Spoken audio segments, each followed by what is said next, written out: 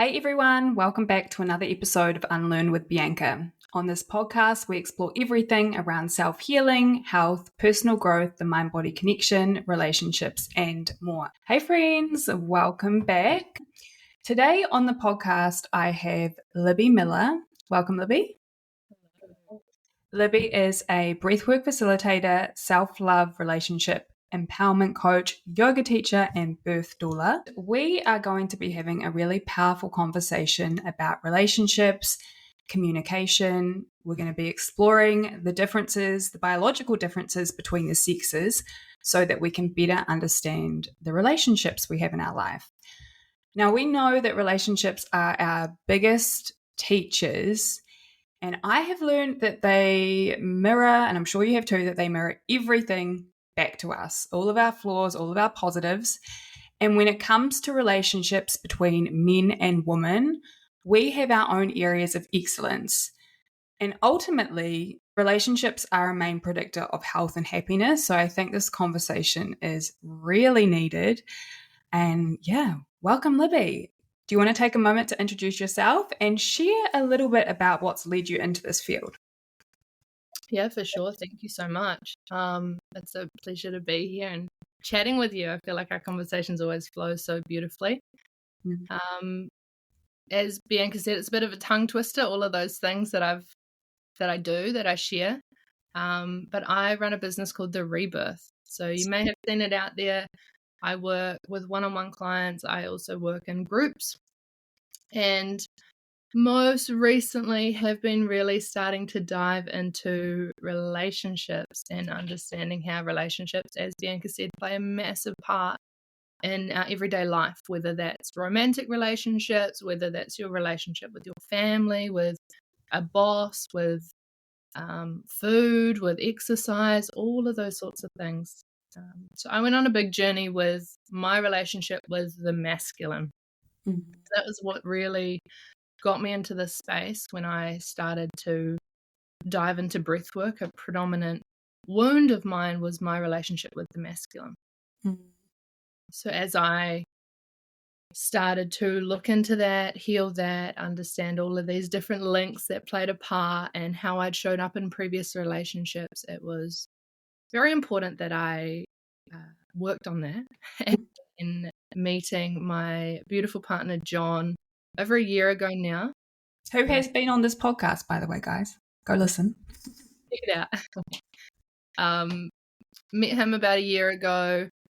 Beautiful connections, and there was just something more, right? Me understanding a little bit more. I noticed these subconscious patterns, the way I was showing up. There was still a little bit there that I needed to work on.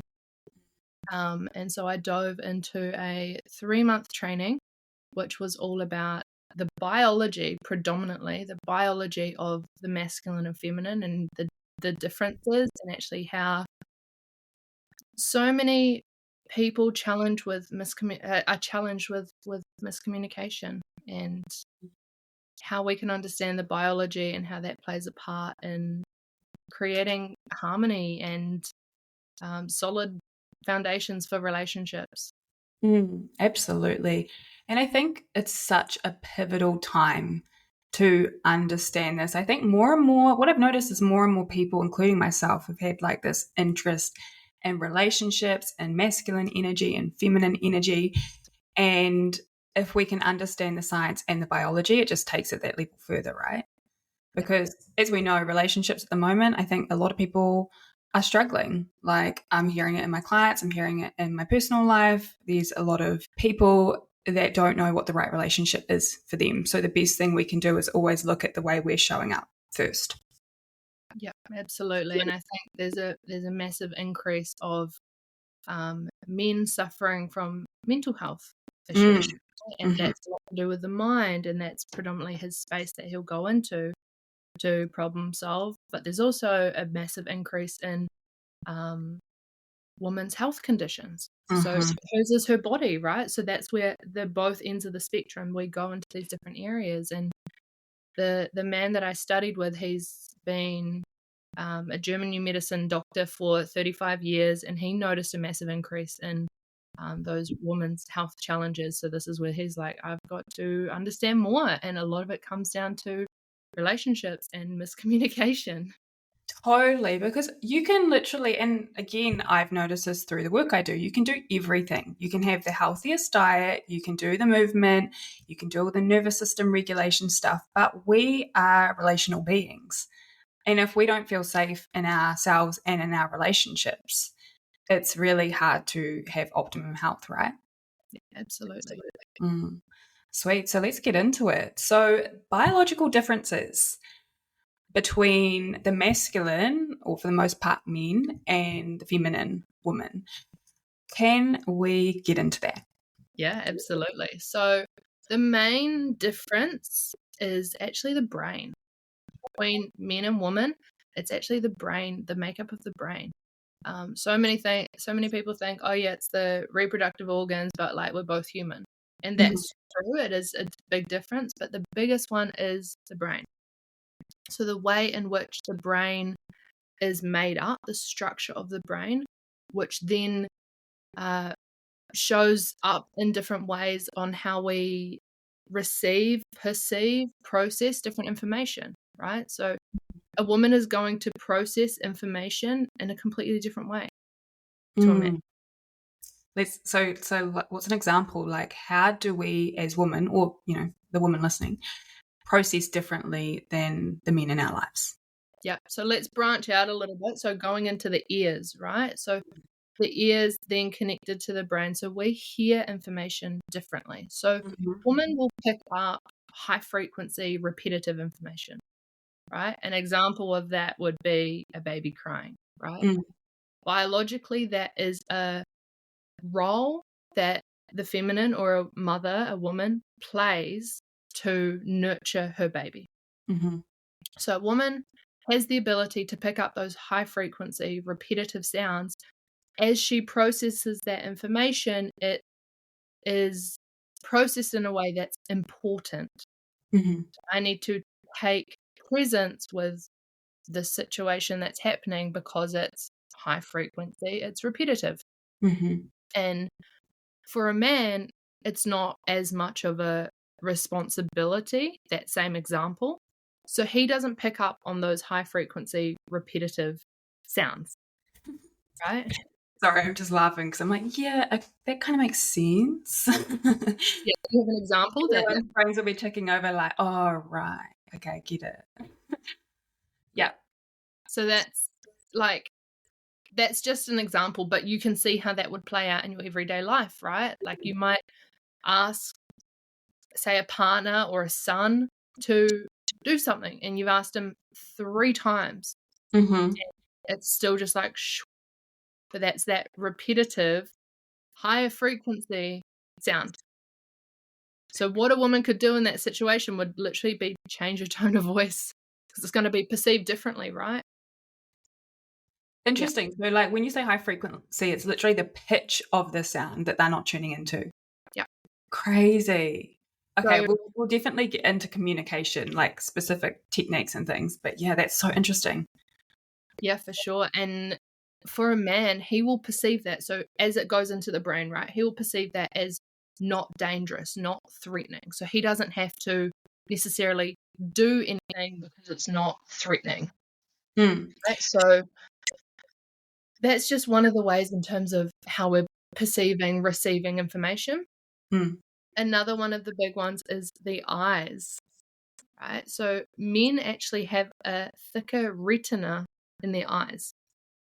So the way in which they see and receive information, visions, is going to be more focus driven, right? So they can focus in on one particular thing, longer distance. Like you might see this with a man driving in the car,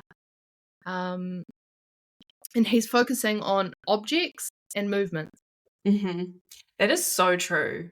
I feel like the spatial awareness that men have, or the men that I've had in my life, is always on. Like it's always top of game.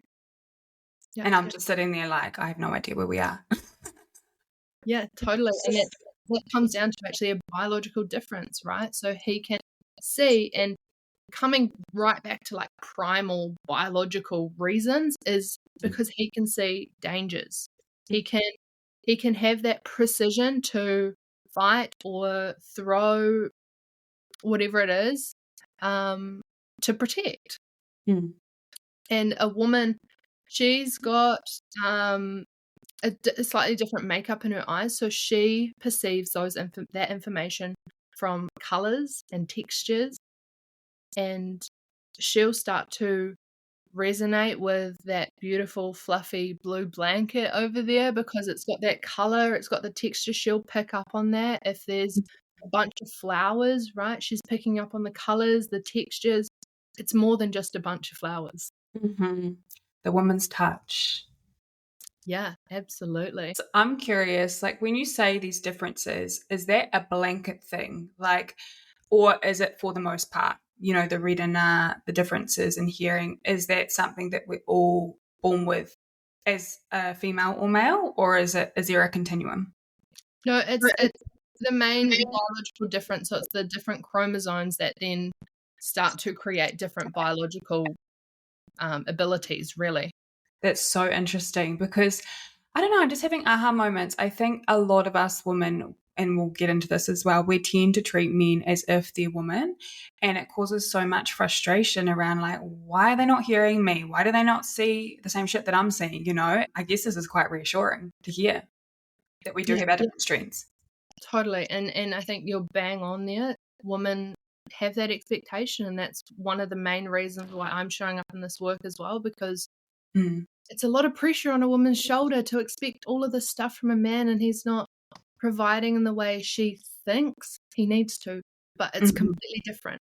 And with clients that I've worked with that I've shared this information, or we've started to go into some of their relationships, they're like, oh my God, I feel so much lighter. I don't have this expectation anymore. I can just accept him and be grateful for all that he is, not my expectations. Where do you think this expectation comes from? Like, why do you think we haven't learnt this stuff? Do you think it's because we've become smaller in our families? Like, I have this theory because it's like the nuclear family, you know, we're not really living like it takes a village, right? But often it's not like that. So we have these like greater expectations on the few people that we have close to us.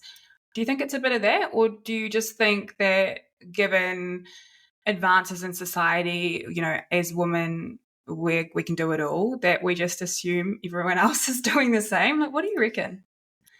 I would say a bit of both. Mm. Definitely those societal expectations. I mean, so many women now are expected to work full time. Like the financial reality that we live in puts a lot of pressure on families. So the women are, in some cases, needed to work, and that patriarchal system, right? Like it's a lot of women are stepping up, wanting equality and those kind of things as well. So there's many factors that get it to that point, but it's starting to just bring, and all we're doing today is bringing awareness to it, right? So women can start to see how they're showing up in different areas of their life. Men can start to understand a little bit about how a woman processes information and where it actually comes from, her expectations. Yeah, for sure. I said in my last podcast that I've been on my own journey with this because everything you're talking about today, aside from the science, more just like the intuitive knowing, I've fully been exploring because after losing my mum, I have my dad and my brother. And after, you know, certain relationships in my life, I've really been like, right, I need to reflect in the way that I'm communicating because something's not working. Like the messages I'm trying to get across, I'm not being heard. It's like I'm speaking another language sometimes, right? So I think the most powerful thing we can do as women, which took me a long time to realize, is rather than blame everyone else because that gets us so far. And yes, it feels good sometimes. I'm not going to lie, you know, I've been there. But turn the spotlight back on you and think like, how are you communicating and how are you showing up? What I have noticed with certain people in my life that I've done this with, it's completely transformed the weight that I'm carrying of expectation, but also how the messages are received. Yeah, totally. And a point that I just picked up there when you were talking was that blame, right? blame is a feminine frequency, right? It's a energy that the feminine holds, and when she blames, it's putting the power externally. So she is a victim, right? She's staying in that victim. I diffused this with a client the other day. She is a victim. And when she's a victim, she might get the emotional connection. She might get all sorts of different things. There might be an identity, a mask there that she is safe with. But in the long term, it's not sustainable and it's not supporting her evolution or healing or liberation, right? Or her health. I'll be honest, control and holding on to resentment and anger is going to impact your health. And it is going to make you carry a very heavy load through your life and your nervous system. So, yeah, there is another reason to do this relationship work for sure. Absolutely. So we've covered, sorry, we kind of went on a bit of a tangent there, but I love these conversations. So we covered eyes, we covered ears. Is there anything else in terms of biological differences that stand out? I mean, we could talk for hours, right? We could go into all sorts of different things. But one of the main difference is the nerves. So nerve endings within a woman's body, she's got almost double. So her sensitivity, that level of intuition that she can drop into because she has that ability to tap into the feeling sense is so much more. Hence why also she's an emotional being, right? She's so much more sensitive to energies, emotions, whereas men don't have that same accessibility. He's got different strengths, right? And again, it's that expectation, because even if we think about what we expect of males and men, and we do want them to be able to tap into their feminine energy in terms of be vulnerable, but to what degree as well? Because if you're saying it doesn't come as natural, do you think that we're holding quite a high standard for them to show up in the way that we do as women, just to wear our heart on our sleeve? Yeah, absolutely. And I think for a woman, she wants to be seen, right? But it's to not necessarily have that expectation that a man needs to be that level of vulnerable as well. Like I hear it so often, and this is what's really shifted in the way I facilitate, especially over the last 4 months, is women want this emotionally available man, right? Who can tap into his emotions, be vulnerable, share all of his feelings. But that in itself, all of that is vulnerability, right? Which is beautiful, which offers the sense of courage to really step into that and put your heart on your sleeve, like you said. But long term, do we really, I'm speaking to all the women out there, do you really want a man that is going to constantly be in that state of vulnerability? Because in that state of vulnerability, he doesn't have the strength to protect. He doesn't necessarily have the abilities to constantly provide because he's too much in that vulnerability, that softness, that serenity. Whereas that's the innate state for a woman, right? Yeah, well, we've kind of moved into like values and where each sex gets their value from. And again, it's a really interesting conversation, because I fully agree. Like, I'm attracted to like a masculine man, right? Someone who knows is unwavering, who's got your back. But there is a thing too where I think in our generation we are like, we want them to be able to, like, be vulnerable and be in touch with his emotions and et cetera, et cetera. But there's that balance, and it must be quite confusing for men getting this this idea and having this expectation, yet still maintaining a sense of, like you said, providership. It may not resonate, this word specifically, but I know what you mean when you're speaking on that. Like, it's quite a double-edged sword. Yeah, totally. And one of the things as well is women want to hear what a man wants to see, right?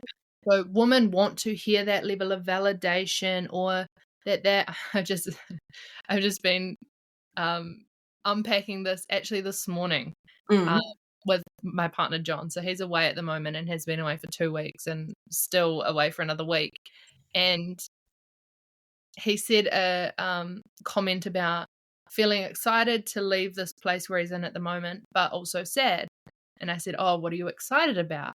He said, "Oh, to have clean clothes." And I was like hanging out, like, what else are you excited about? Wanting to be validated, right? Like, I'm going to see him. I want to know that he's missing me. But that's where I'm understanding a woman needs to hear what a man wants to see.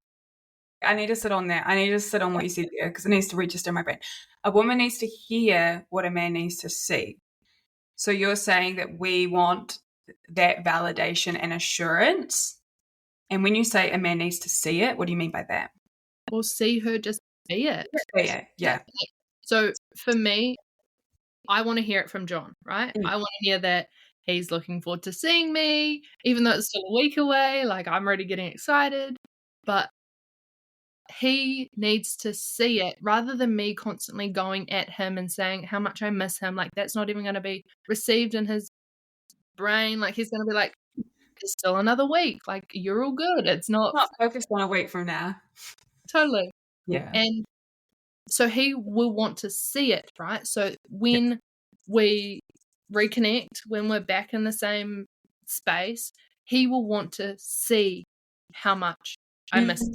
Got it. In your body, in your expression, in your energy. Yeah, totally. Yeah.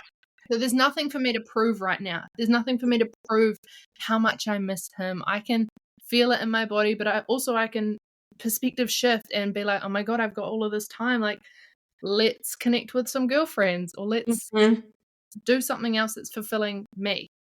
And actually on that quickly, I want to talk about like the power of female friendships, because that's another thing that I feel like I completely underestimated. It's something like I knew was important, but even more recently in the last few years, I'm like, there is something about girlfriends and the way, and I know again we'll get into communication soon, but in the way we process information, that is just like so important to be creating and finding those connections between females.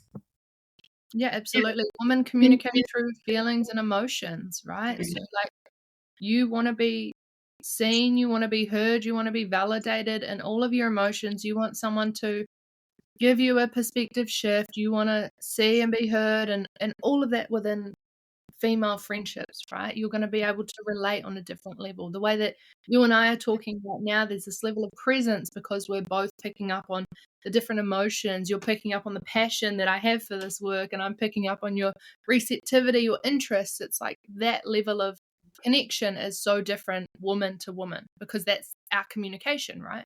The flow, yeah, for sure. So back to value. So men get value through what? So biologically speaking, right, there's the masculine, there's the feminine. So the feminine in herself is already incredibly valuable, right? She has the ability to reproduce, and that makes her, within nature, that makes her very, very valuable. A woman can reproduce maybe once every 1.5, 2 years. So that is her value, right? But a man, however, he doesn't have that same ability to reproduce. A man has the potential. I mean, if we look at the same kind of reproductive abilities, a man would have the possibility to inseminate the entire population of women in 2 weeks, right? So his level of value in that same space is very minimal compared to a woman. A woman once every 1.5, 2 years. A man, there's not a level of value there, right? Mm-hmm. So this is where a man gets to build his value. So, I mean, it's an incredible opportunity for men, right? Because they get to really refine and be particular on what they build their value in. So their value comes from their tools, their skills, their logical mind, their problem-solving solutions, mostly based on solutions, right? And with all of those things, with all of those aspects and abilities, he builds his territory. And when he has his territory, that is his purpose, right? That is his value. That's how he gets his value.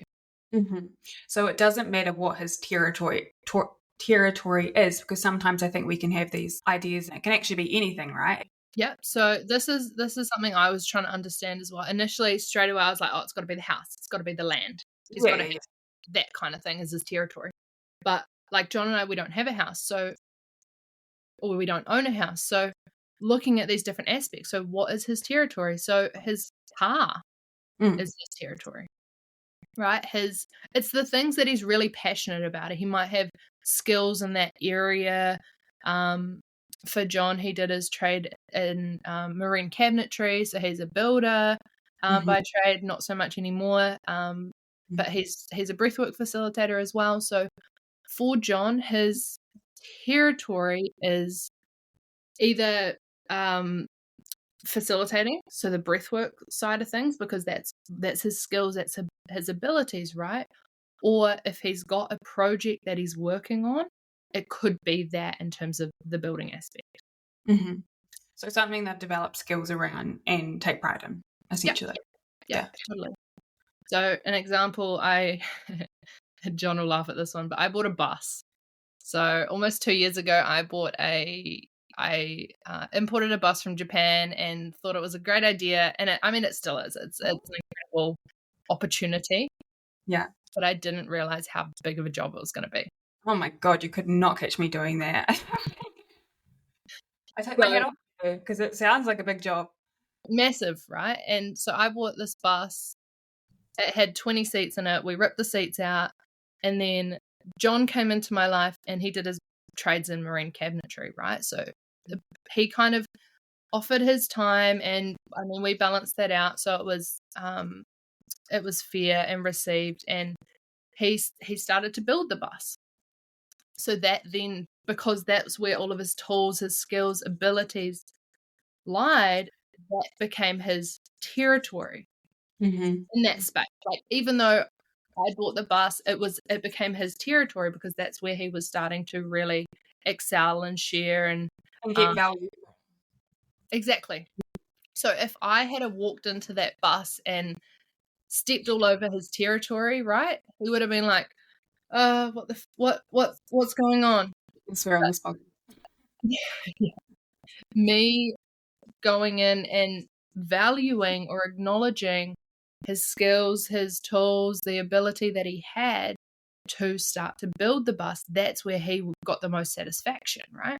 Through appreciation as well and recognition. So what do you think? Okay, you've got some things turning in my brain. What do you think we excuse me do as women that can get in the way of this? Do you think that we go in and take over, or is it do we do certain things as women that we need to become more aware of in terms of a man in his territory?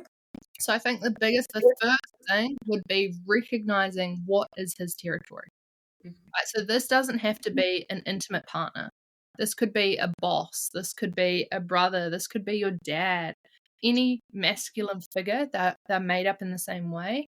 Becoming aware of his territory. So it could be the garden. It could be he's very, very passionate in the kitchen. It could be, like I said, the car. It could be his career, his job. Any of those. I mean, the term man cave, right? It was like it might be on the computer. Like Mm-hmm. he might have a business run. He might be doing stocks. He Mm-hmm. might be working with crypto or all of these sorts of little aspects. He might be really handy with the veggie garden, all of those sorts of things. But where his skills, where he's passionate, where he can apply his abilities to. Mm-hmm. Yeah. So what do we do? What do we tend to do as women that gets in the way of that? Yeah. So I think often women will subconsciously, right? It's not in any sort of underlying way, but we will step into their territory without permissions.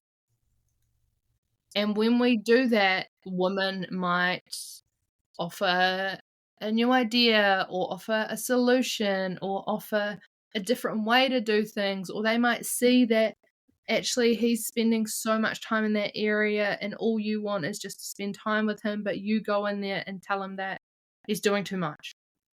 I think we're really guilty of that as women. We covertly complain, or we covertly, I was just thinking of a word and it's left me, but we step in when actually we're trying to fulfill another need.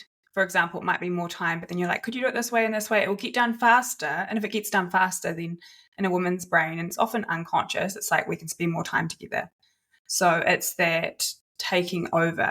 Yep, 100%. And what that's doing is you're going into his territory, right? You're going into his territory and criticizing, again, subconsciously, there's no intent with this, but criticizing his territory. So he starts to believe what he's doing isn't enough. So when his territory is his value, right? That's the way he builds his value. And if that is not enough, if there's a woman coming in and pointing at all the different areas he could do it better, he's like, where do I see? Where am I actually appreciated? Where am I actually of help and support? Because let's be honest, as women, we can do a lot. We can basically do it all. And for a lot of time we've had to. It really takes that awareness. I'm laughing because hopefully none of my exes listen to this podcast, but there was this one time where I asked if my partner at the time could cook dinner because, I hadn't had it in a while. And he was really happy to. He started cooking, and then I realized I was noticing all these little things that I was not happy with. That was like, you could do this, but you could cut it a different way. And I started saying something, and I was met with that energy of like, are you going to ask me to do something and then criticize the way that I'm doing it or point out things? And that was quite a big moment for me because I didn't actually realize I did that. I didn't realize that was something I'd even done. But I think as women, we have this tendency to see like, and it's like you said, it's not out of a place of I want to attack. It's like, oh, that could be done faster, or that could be done in a slightly different way, or that could be done in this order. And we tend to think that our way is the highway. So I've been humbled. I've learned my lesson for sure. This was years ago now, but it's just so interesting in how this pattern comes out in really micro situations. Yeah, absolutely. And like there's another core wound there for women that don't feel enough. So when the woman, like in that situation, you may have felt that like you've got the better way, like you need to prove that you've got the better way, right? But that comes from a place of not feeling enough. So having to prove yourself, which is the woman's responsibility to start to diffuse that, right? Before it plays out in the relationship. Completely. But I also think we need to acknowledge that for the most part, women's lives day to day, every woman would have felt a sense of unsafety at some point in their life. And we're living more generally in this nervous system state, knowing that, we are in a position moving through life where there is some unsafety. So I think if I think about that from a nervous system perspective, that unconscious, again, habit and desire to take control it's a false illusion of I'm creating some safety and control here. And perhaps the cooking example is not the example to use for this, but it's just in ways that we're like, we want a man to show up for us. We want a man to support us. We want to make space. But then we have these habits of jumping in and trying to do things. And the key word there is do. We're not designed to be doing all the time as females. Yeah, absolutely. And there's another quote that has really stuck with me. There's so many women out there who want their man to be a leader, right? They want their man to show up and be that strength, be that stability, be the leader in the situation, protect, provide, whatever that looks like for you. There's also another, we can go into that later, but in that space, women want men to be a leader. So I would ask a woman, if you want your man to be a leader, do you tell a leader what to do, or do you tell him what you want? Are we getting into communication here? Have we segued? Yeah, we can go into that for sure. Yeah, let's get into it.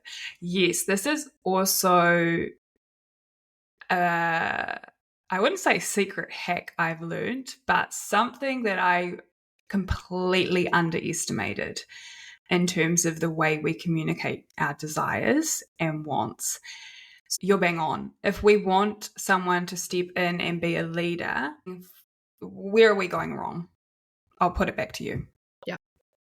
Where are we going wrong is we are trying to explain ourselves, trying to prove ourselves, trying to show that we know the way, validate ourselves when we're communicating. And that's just confusing the heck out of it, man. To be completely honest, right? Yeah. So it's being clear on what you want. Another kind of like example of this, which weaves the past conversation and this conversation together, is John's territory, right? He's very much in this space. He's a breathwork facilitator. He works with clients. He's very passionate about his personal development. And there was a time where there was this men's group, and I saw it as like an ad on Instagram or something. And so I sent it to him. But because his territory is his personal development, me then saying with the best intent, I'm criticizing him because I'm saying that what he's doing isn't already enough. And I'm then trying to find the solution, which is not sustainable in an intimate relationship because the man is that provider. So in that, communication was off because I was coming from a place of trying to prove myself that I had the contact, that I knew what was potentially best. I don't know what's best.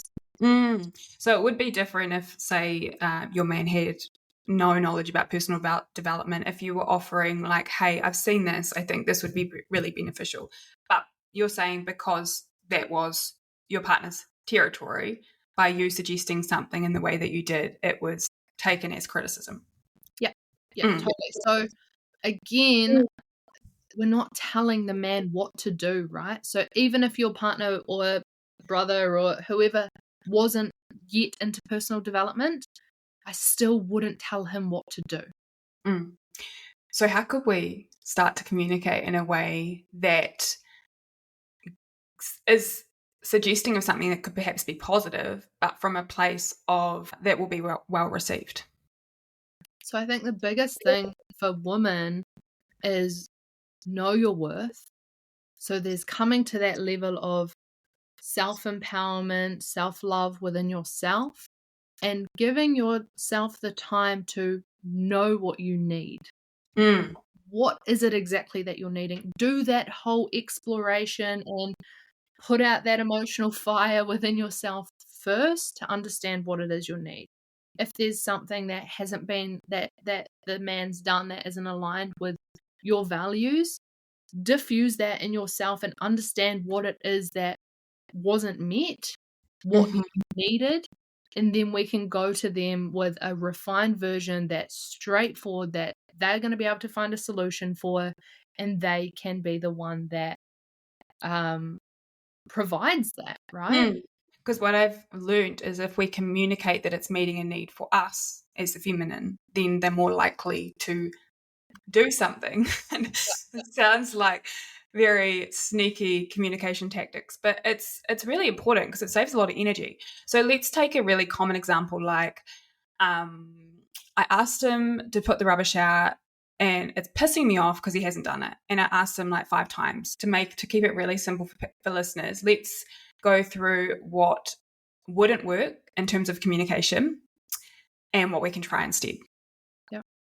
So you've asked him 5 times. Your tone of voice is probably getting quite high pitched now because you're getting frustrated, right? So again, he's going to take that as, yeah, I'll do it when I'm ready. Like, you're nagging me now. You're telling me what to do. The masculine is less empowered when they're told what to do, right? They're more empowered when they come up with the solution. So there's a formula in terms of communication about giving the fact and the emotion. So what is it that you need? Without telling him what to do, what do you need? And what is the feeling or emotion?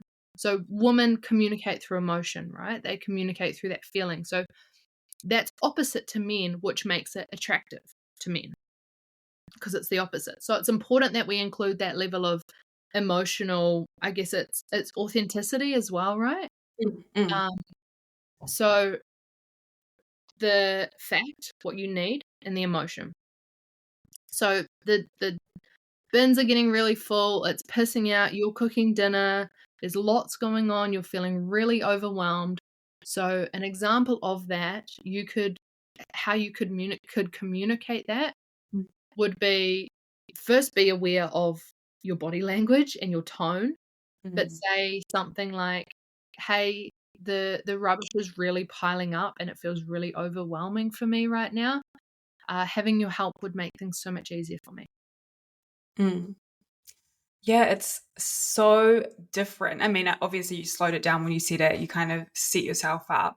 But even that alone, I don't think we do that enough. And that's no fault because let's be honest, like times are busy, everyone's busy. But taking those micro spaces to drop into the body, simply meaning to take a breath, to release your jaw, to relax your shoulders, any communication from that place is going to be way more well received.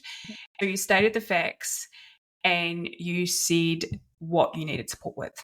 Yeah, totally. And like you said, first and foremost, dropping into the body, like what is it that you're feeling? Mm. Notice what you feel and validate that in yourself. What are you feeling? Mm. Right? He's picking up that you're feeling overwhelmed, but he's kind of like, I don't want to go near her in case like something happens. I don't want to step into her space. Mm. Or really what he doesn't want to do is add more fuel to the fire. Right? Yeah, So that's he's kind of keeping his distance so he's not like adding more fuel to the overwhelm that's already being there. But if you give him permission, if you state that, yes, you're feeling overwhelmed, you first acknowledge them within yourself, and then you ask for his support, he's going to come in and want to do everything. yeah. And what happens? Like, I'm curious. Have you had ladies in your life who have been like, I've tried that and it hasn't worked? Like, that is a crossroads. Do you think that's more of an incompatibility issue, or is it like it takes time and it again goes back to understanding our needs and being really clear with that? So I would this example came up. I worked with 5 women last week and we did a group breathwork journey and started to really unpack some of this stuff. So first and foremost, I would ask, what is your tone of voice? Is it very masculine? Is it demanding? And what's your body language? Are you looking away from him and not even acknowledging him right now? Are you totally shut off and frustrated and not even being open to receiving the support? Mm. So Yeah. I would ask those aspects because and now we can kind of go into some of the facts with Mm. miscommunication, right? So 93% of the time we feel miscommunication. Like we feel like what we've said misunderstood. We feel that the person's not receiving or that it's misinterpreted 93% of the time. Mm. So that comes down to only 7% of our words Mm. are communication, Mm. right? So like only 7% are received through words. Mm. 38% comes through our tone of voice, That's a big amount. right? Our Mm. tone of voice, our energy, the way we're speaking it. Like if I was just talking to you, Bianca, like this on the podcast, and like not even my tone of voice is just really bored, like you're Yeah. gonna be like, is she legit? Like, is she? Yeah. She's not being on my podcast. So is that tone of voice? 38% comes down to the energy in which we speak something, our tone of voice. It might be, and you can see how when we're frustrated, like the tone of voice is shifts, right? And it's where okay, we know she's frustrated right now. And 55% comes down to body language. Right? Yeah, it's crazy.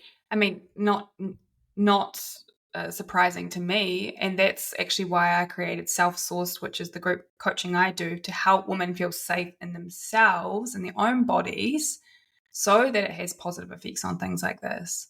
Because I'm going to geek out on nervous system stuff, but if we are living in a constant state of fight or flight with no micro spaces, no room to return to like a rested state, that holding in the body and that tense talking, like tense throughout your whole body, that becomes a habitual pattern. And if the body's feeding back to the brain most of the time, then imagine what state you're going to be in, and then imagine how that impacts the way your communication's received. Absolutely. Yeah, imagine the way that you're communicating, because there's a level of unsafety already within your body. It's a massive part of the work I do as well, right? It's that cultivating, especially for a woman, cultivating that safety in your own body so that actually it's safe for you to feel and tap into those emotions. You don't have to hide them. You can tap into not only that level of joy and excitement, but also that level of it's okay for you to be frustrated. It's okay for you to be angry and upset, but to understand them and communicate them, right? So they don't start to build up as resentment or frustration. Then all of a sudden you burst at the seams because you have to prove all of these things that you've been experiencing for 5 months now. And contempt. Like, I think when relationships reach that point of contempt where you're not even like, you're checked out, and it's really, I would say it's hard to come back from that place because there's so much water under the bridge that you haven't communicated. And look, again, I could go on so much here, but the conflict and repair, or rupture and repair, is far more important, because it's inevitable, like arguments and misinterpretations, far more important than just like constant outbursts or holding it in consistently, which a lot of women do because we feel misheard and we don't feel like our point is being heard. So it's easier to, some people think it's easier to keep your mouth shut. I think a lot of people have been there. Mm-hmm. Yeah, totally. Yeah. And it's just giving yourself the grace and the space to really understand and value what you need. Right? So an example came up with another client earlier in the week, and her husband, they've got 5 kids. So her husband works constantly. She's one of my doula clients, so she's got 5 kids and she's got another one coming. And her husband works so much, right? He works massive hours, leaves super early, gets home super late, and she's realizing actually she misses him. She wants to spend more time with him. However, when he gets home, she goes into this place of feeling like she has to prove herself and validate her emotions and express all of the things, but also not wanting to offend him and like criticize him. So it's like, oh, you know what, like it's okay, like you're doing enough, and going back on what inevitably she wants, right? So for her, we started to unpack this and coming down to that simple formula of what is the need and what is the emotion. He would get home, she would go on about all of this stuff, like how she missed him and wanted to spend more time with him, but she knows he's super tired and super stressed and super busy. And he's like, so what do you want me to do? Yeah, it's confusing. Yeah, I'm working so much. I'm the main source of income for this family, but you know what? I'm tired. I'm just going to go to bed. It's too much. So we unpacked that formula of emotion, the need, what you want, and those feelings. So she went back and communicated to him the following evening and said, she said something like, spending more quality time with you makes me feel so connected. Even one evening this week dedicated to us would make me feel so much better and would be so meaningful. Right? So simple with an outcome. Yeah, exactly. Simple. And this is another point, right? It's for women to know what you need, but have a positive outcome in mind. If you don't have a positive outcome in mind, then how can he fulfill a positive outcome? Yeah, I hear you. So she wants to spend more time with him. So spending more time with you makes me feel connected. Even one evening this week dedicated to us would mean so much to me. She went to him and said that, and he was like, yeah, babe, let's do it. I'll finish at 4 o'clock on this afternoon, and we'll spend some time before we pick the kids up. And she's like, holy shit, it's been years that I've been trying to communicate that, and now she's got it. And I think what you said around the outcome, positive outcome, I think sometimes as females, we're like, why should we have to like really spell it out? You know, like, why do we have to really spell out? Can't he just put two and two together and like understand what I want? Like, you know, flowers, whether it be cut the night together, whatever. So that's super interesting because you're right. Like, there's no reading between the lines. How does someone know what we want if we can't communicate it? And there's so many conversations I'd love to have around like sex and intimacy and all of that, because this comes into that as well, which I think as females we're not encouraged to do unless we work on this. But yeah, it's just funny because as females, you know, he didn't do this and he didn't do that, and it's like, did we actually communicate what we want? Yeah, totally. Did you even ask? Yeah. And I don't think it does take the surprise away, because it's actually getting what you want, you know. Exactly. Exactly. Like, for women that want a man to read her mind, like, she's not going to get what she wants unless she asks for it, right? And that's also a worthiness piece for all the women out there. So there's layers to this, and with my clients we go through the different levels of what is your own self-responsibility? Where are the wounds? Do you feel like you have to prove yourself? Do you feel like you're not worthy of it? Let's unpack and diffuse that so you can clearly communicate, know your worth, know your value, and allow a man to also shine in that. Like, it's win-win. He gets to be masculine. He gets to find the solution. He gets to be seen and acknowledged and appreciated. She gets what she wants. Yeah, because a quote that always stuck out to me: women need to feel safe and men need to feel appreciated. Right? It's a win-win for both parties.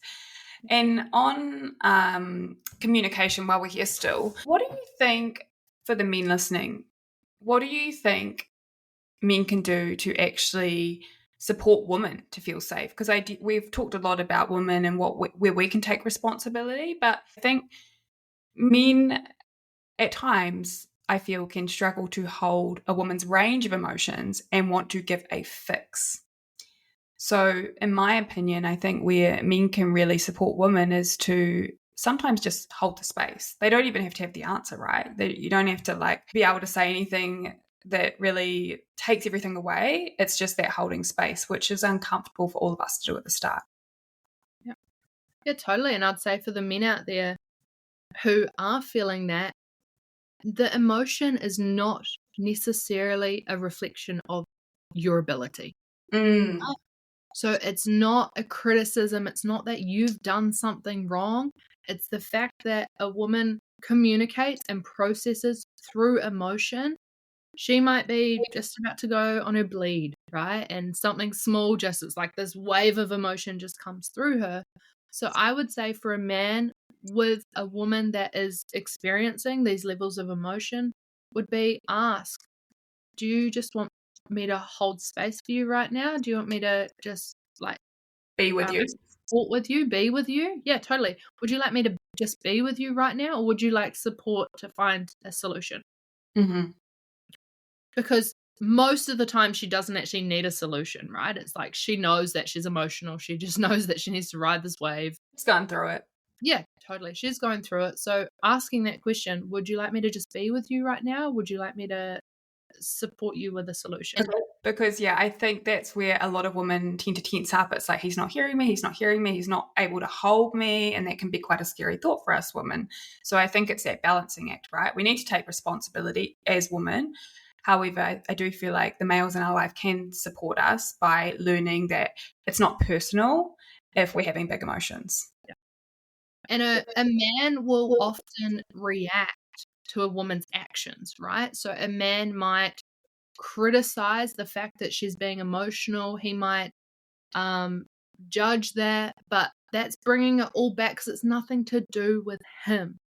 So when he knows and can actually, it's almost like you can be there and support, but have this like energetic boundary to be like, I don't have to absorb any of that. That's not necessarily a reflection of me, and can have that stability, right, within him. It's like an unwavering being like, oh, she's feeling it right now. Like, I'm just going to hold space for her rather than jumping in. And if it is about him, woman, make it clear it's about him to him, and don't be passive aggressive. Yeah, You know, totally. make it clear. What's your Because communication? it might be about him, but make it clear.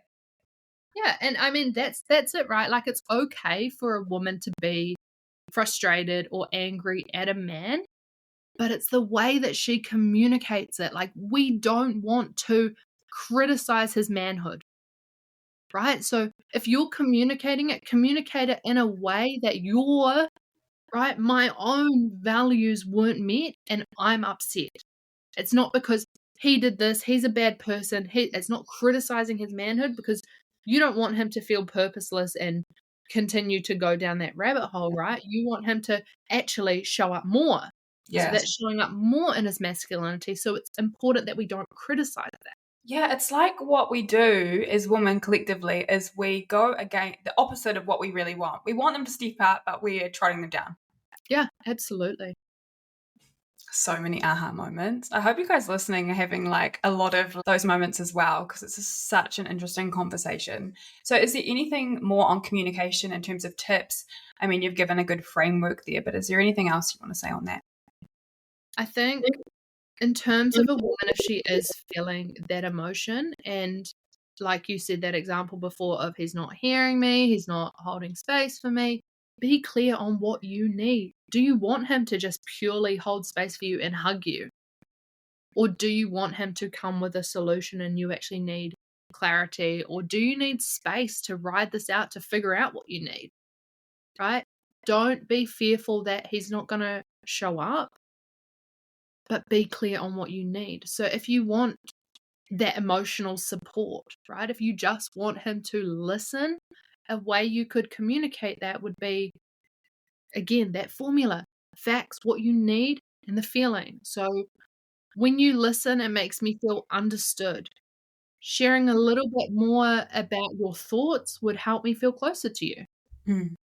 So you're asking for his opinion, but you're expressing that you feel supported when he listens. Mm. So important and so powerful. It seems quite simple. I think women will overcomplicate it. Like, I mean, I have been there and felt like I have to explain myself. I have to show them how much I love them. I have to do all of this stuff and like prove myself to them that I am good enough. Mm. The wound there, I don't feel good enough. Mm. That's me. Yeah. So it's working on that myself, calling in the sisters, calling in the support, the mentors, the coaches, the facilitators that are going to help you get to that level so that you can thrive in your relationship. Yeah, completely. I think we should do another episode on attachment styles one time. That would be a good one to delve into. So let's get into where we're at collectively as females or males, and why this work is really important at the moment. Because if I circle right back to the start, I said I've had an interest in this. I know relationships, a lot of relationships are failing. A lot of people are confused about what they want and where they're heading. What is your take on what is going on? Yeah, so there's a lot of men out there that are struggling with mental health, right? Mm. And a lot of this comes down to him not being seen in his value. So when a man doesn't have his value, he's purposeless, right? When he's purposeless, then he's like, what good am I here? So I would say, woman, see all of the men around you in their abilities. Show your appreciation. Show that you see them for their masculinity, right? So not that they're soft and that they're vulnerable and emotional and all those things. Like, show them that you see their masculinity. So their problem-solving skills, their way of thinking, their solutions, all of those things that are going to make them want to show up more.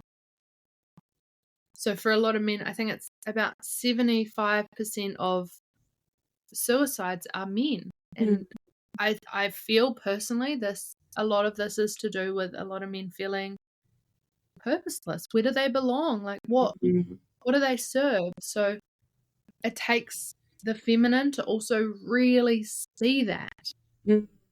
I think like part of me wants to go into, there's that part of me that's like, yeah, but there's so much toxic masculinity out there. And I don't even like that words. I don't know why I said that. But there is that level of like, you know, that, I don't know, Andrew Tate, like there's a lot of that.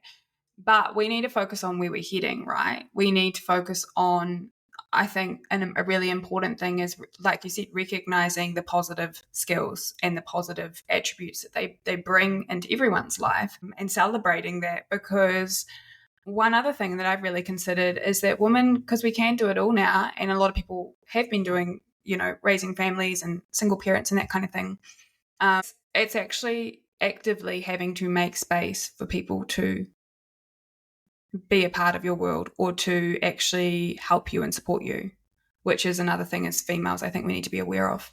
Yeah. And for the males out there, like I would start to question that shadow side of the masculine, right?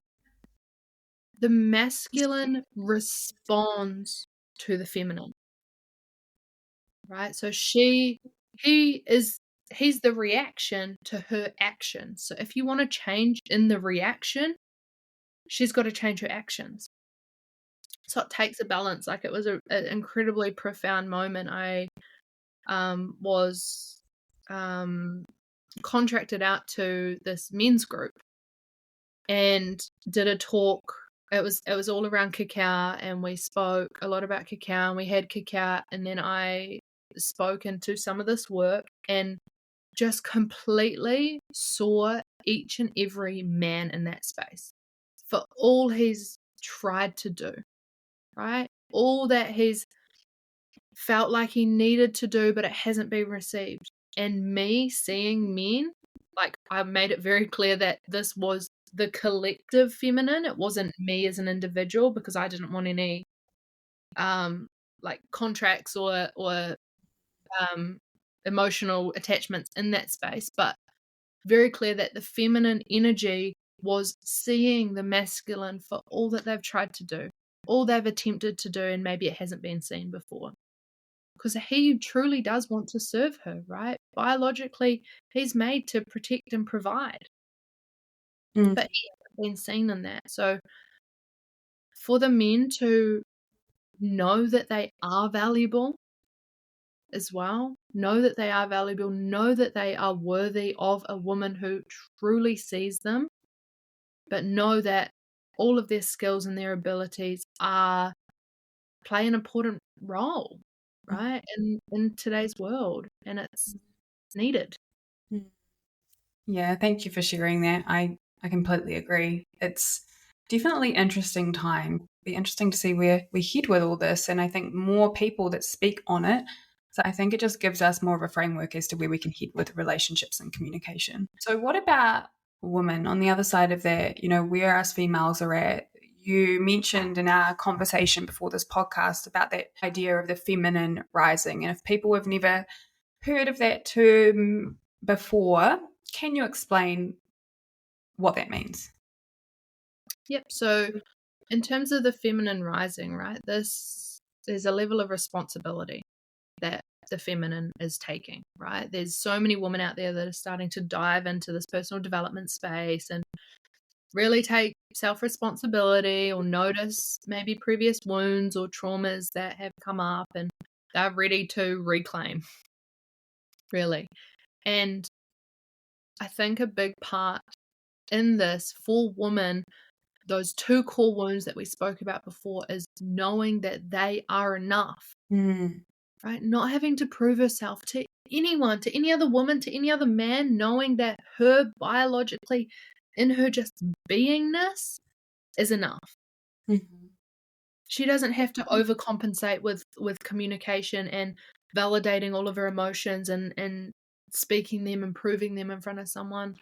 And that worthiness piece as well. Like, you deserve a man who is going to show up completely for you and want to serve you, But first, you need to know your worthiness inside, to know that you're valuable. It's not attached to the roles. It's not attached to your work, whatever labels you've got. It's innate. And I think far too often as women, we lead with like, I'm making this kind of income or I'm in this role. And it's like, what men have told me is they don't care so much about that. It's not even about the doing that we constantly do. Yes, that's amazing. And yes, like follow your path and wherever that leads you, your passions, but it's not what we should be defining ourselves as. Yeah, totally. I was speaking to a man yesterday and I was starting to share some of this information and he was like, yeah, that's totally true. Like, I wouldn't care if my woman worked at McDonald's. Like, if she's in her feminine, if she's really seeing me and allowing me to provide, I wouldn't care. I just want her happiness. Yeah. I think as us females are taking responsibility, I think the main piece, like you said, is like, where can we tap into our self-worth and really work on that? Where can we connect with our body? Because I think that's a massive missing link. And that's some of the work we both do around the nervous system and states and feeling safe within our body so we don't constantly go into that control. But if somebody is also listening and they're like, and I feel like I'm doing all this work and the people around me are not, what I would say to that person, mainly a woman if this is you, keep doing your work and whatever is meant to stay in your life will stay in your life and things will shift around you. Because I think that can be a really hard thing when we feel like we're putting in time and energy into looking at ourselves and no one else around us is. Well, remember that actually by doing that, you're just being an example by the way that you're moving through life, but also just trust in the process and that what will be for you will be for you. Yeah, absolutely. You're the permission slip, right? Yeah.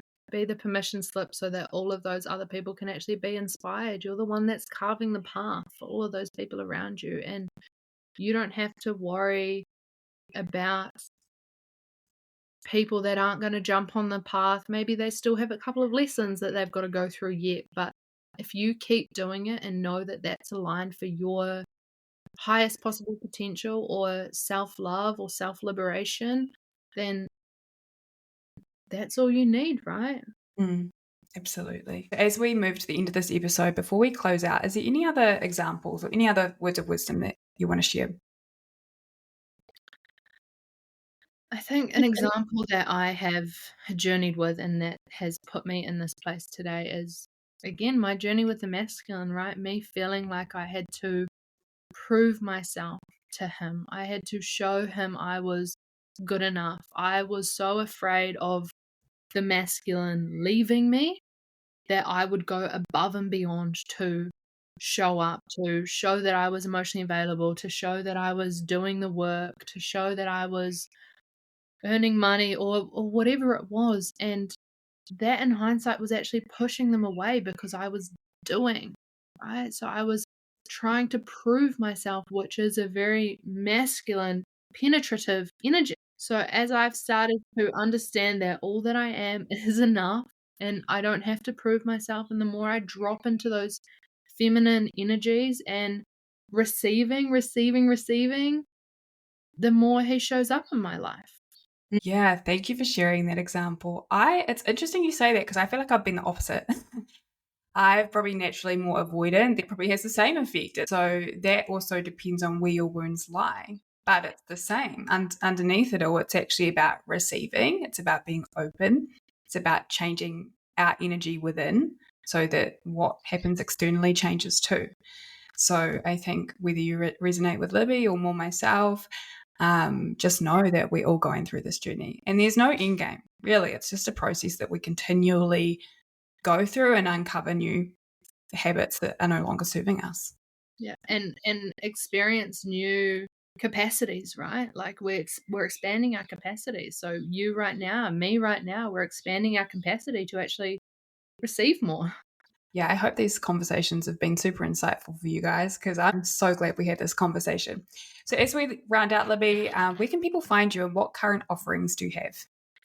Beautiful. So the rebirth .co.nz, that's my website, and we'll link it to this podcast as well. And Instagram, therebirth.nz.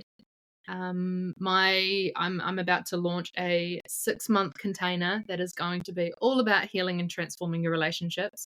So that will be kicking off next year. So if that's something you're interested in, flick me through a message. It's not officially launched yet, but will be launched very, very soon. It's going to be online, so it's available and accessible to anyone. We'll be doing somatic work. We'll be working with that safety in the body, but also starting to diffuse what your previous relationships and beliefs around those are.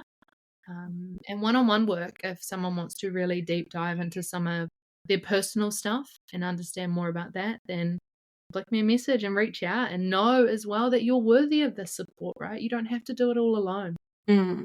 Definitely. Yeah, we need to get past that wound. Nothing happens alone. Yeah.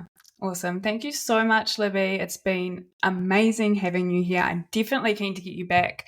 You're not finished your study yet, are you? You've got a little bit more to go? We're actually supposed to have our final week just been, but there was a few complications, so that didn't happen. So final week next week, and it's all about sex. Oh, okay. We'll get you back after that one, because I was going to say, I'm sure in a few months you'll have a whole lot of new information to share. So, yeah, we'll definitely have you back. And as I embody it more as well, like I'm very authentic in the way that I'm like, I'm still going through this. Like the fact this morning I was diffusing this in myself, like still going through it, but I'm just show up in ways I can and just share the wisdom and knowledge that I've learned. Thank you so much. Thank you.